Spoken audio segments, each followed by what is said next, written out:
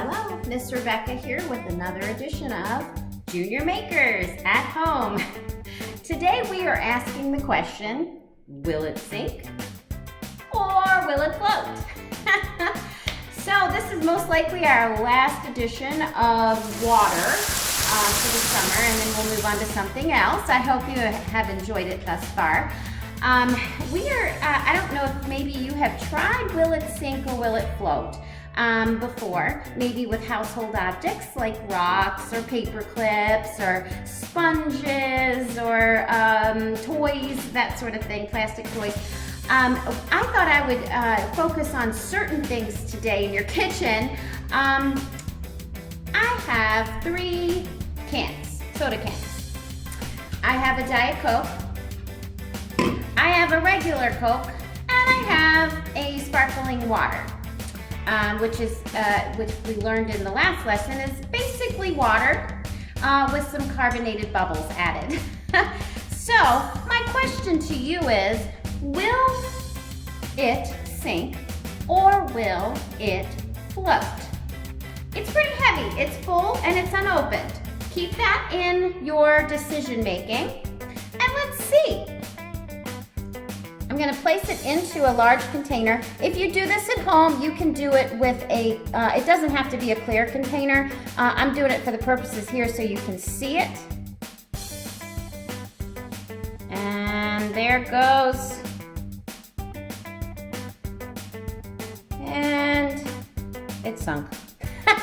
So if you said it would sink, then you were right. Why did you say it would sink? Think about that for a minute. And my guess was it would sink because of the density. It's very dense, very heavy with liquid, and it's going to go to the bottom. Now, I have a can of Diet Coke. Will it sink or will it float? It's the same thing. It's filled all the way to the top, never been opened. What is your guess? All right, let's try. All right, let's place it over on this side. Oh, wait.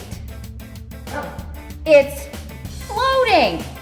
It is floating. Look at there. Right on the top of the water. Wait, why is it floating and the other can of soda is not?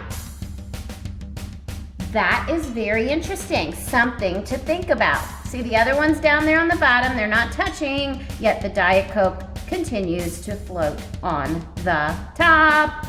All right, one last one. Seltzer! Let's put the seltzer in there. Sparkling water. Oh, and just like the Diet Coke, it too is floating. Think about that. Why is that so? Wouldn't all soda be the same?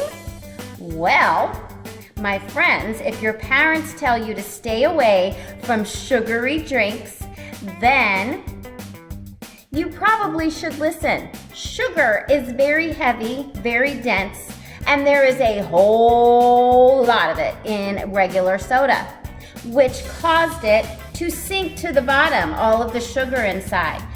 These other drinks, carbonated bubbles, along with no weighted down sugar, allow it to float to the top and to do things differently than something else, as another object would. So there you go. There is Will It Sink or Will It Float Soda Edition. Now we are going to try the same thing but with fruit. All right, now we're going to try, like I said, fruit. Let's try an orange. Let's try a regular orange, unpeeled, and we're going to put it into the container. And just place it in. What do you think? Sink or float? Quick. All right, think about why you chose that answer. Okay, it floats. All right, now, I have an orange that I have taken the peel off of it. Not very gracefully, but it is off, the entire peel. So will it sink or will it float? Let's see. Put it in. Oh my, it sunk. Okay, so that peeling made a difference. All right, trick question. Here's an orange, half peeled, half unpeeled. Sink or float? Think about your answer. Think about the other two, what they did. All right, let's put it in. All right, it looks like it wants to sink, but it's not. It is floating. All right, so definitely, my friends, that peeling made a difference. So you can deduce from that that the peeling, like I said, is making a difference. And because it sunk, let me tell you why it happened. Without the peeling, the water gets inside of the orange, making it dense and pushes it down to the bottom. The peeling protects the orange from absorbing the water and makes it lighter, and it's able to float. So it changes its density, basically.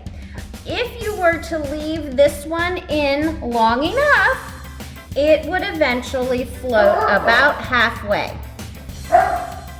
And that is because it is fighting against soaking up the water, but it also has its quote-unquote little umbrella to save it, the peeling. So that is fun to do as well.